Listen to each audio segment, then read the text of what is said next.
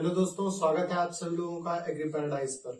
हम लोग एक नई सीरीज शुरू करने जा रहे हैं जिसमें कि क्या रहेगा कि आप सभी लोगों को रिवीजन करने में बहुत ही आसानी रहेगी। जैसे कि क्या रहेगा कि अगर आपको रिवीजन करना है तो ये वीडियो आप पहले देख लीजिए, या फिर आपको रिवीजन नहीं करना, चैप्टर पढ़ना मतलब कि चैप्टर की शुरुआत करनी है तो भी इस वीडियो को देखने के बाद में जब आप चैप्टर पढ़ेंगे तो फिर आपको एक आइडिया लगेगा कि इसमें क्या क्या इंपॉर्टेंट रहने वाला है, क्या क्या महत्वपूर्ण रहने वाला है। जैसे कि आज का मैंने टॉपिक लिया हुआ अमीबा के बारे में। जब आप चैप्टर अमीबा पढ़ चुके हो या फिर पढ़ने जा रहे हो, ठीक है, तो फिर जब आप पढ़ने जा रहे हैं तो फिर अमीबा चैप्टर जैसे ही शुरू करेंगे उसके पहले यदि आप ये वीडियो देख लेते हैं तो फिर आपको बहुत ही आसानी रहेगी कि क्या क्या आपको टॉपिक्स पढ़ने हैं इसमें। दूसरी बात, जब आप चैप्टर को पूरा पढ़ चुके होंगे, एग्जाम के टाइम पर जब आपको रिवीजन करना होगा तब भी आप इस वीडियो को देख सकते हैं। तो चलिए शुरू करते हैं हम लोग अमीबा वाले चैप्टर को। जैसा कि आप सभी लोगों के सामने आ रहा है अमीबा का वर्गीकरण। जैसे कि अगर आपका 7 नंबर का या फिर 6 नंबर का जो भी क्वेश्चन आता है तो फिर उसमें अगर जब आप शुरू करेंगे तो सबसे पहले क्या लिखेंगे, वर्गीकरण के बारे में लिखेंगे। जैसे कि वर्गीकरण में क्या क्या लिखना है, जगत के बारे में लिखना है। जगत आपका क्या होता है, प्रोटिस्टा होता है। संघ प्रोटोजोआ होता है। वर्ग सार्कोडिना होता है। गण इसका लोबोसिया होता है। लोबोसिया को थोड़ा आप हाईलाइट रखिएगा, इसके आगे हम लोग बात करेंगे। उसके बाद में बात करेंगे वंश इसका क्या होता है, अमीबा होता है, और इसकी जात होती है प्रोटियस। यानी कि वंश और जात को मिलाने के बाद में क्या बनता है, जो उसका जंतु वैज्ञानिक नाम होता है या फिर साइंटिफिक नेम को बोला जाए तो वो बनता है वंश और जात को मिलाने के बाद में। तो फिर अमीबा का क्या नाम होगा तो आप लोग बताइएगा। जैसे कि अमीबा की वंश है अमीबा और जात है उसकी प्रोटियस, तो इसका पूरा नाम होगा जाके जंतु वैज्ञानिक नाम होगा अमीबा प्रोटियस। ठीक है, उसके बाद में हम लोग बात कर लेते हैं कि इसकी खोज किसने की। इसकी खोज रसेल वान रोसेनहॉफ ने की। किसने की, रसेल वान रोसेनहॉफ ने की। और इसके अगर आकार की बात की जाए, अगर आप लोग जैसे कि अपने क्लास वगैरह में बैठे हुए हैं तो फिर अगर कोई आपसे कहे कि एक चित्र बना के दिखा दीजिए तो आपको कुछ भी नहीं आता तो आप अमीबा का जरूर बना सकते हैं। किधर से भी आप शुरू कीजिए, एक पॉइंट से लेकर के घुमा फिरा के दूसरे लाइन पर आ जाइए।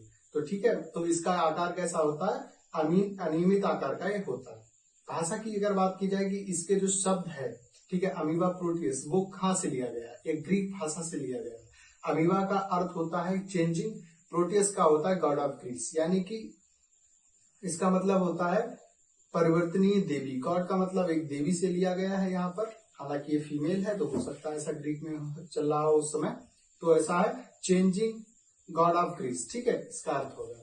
उसके बाद में हम लोग कुछ जानकारी लेते हैं कि इसकी परिमाप क्या होती है, यानी कि इसकी लंबाई चौड़ाई के बारे में क्या होता है। ये 250 से लेकर के 600 म्यू तक हो सकता है। ठीक है, कितना हो सकता है, 250 से लेकर के 600 म्यू तक हो सकता है। अमीबा में गमन किसके द्वारा होता है, सूडोपोडिया के द्वारा होता है। हमने आप लोगों से अभी कहा था कि एक शब्द याद रखिएगा, लोबोसिया के बारे में मैंने बोला था।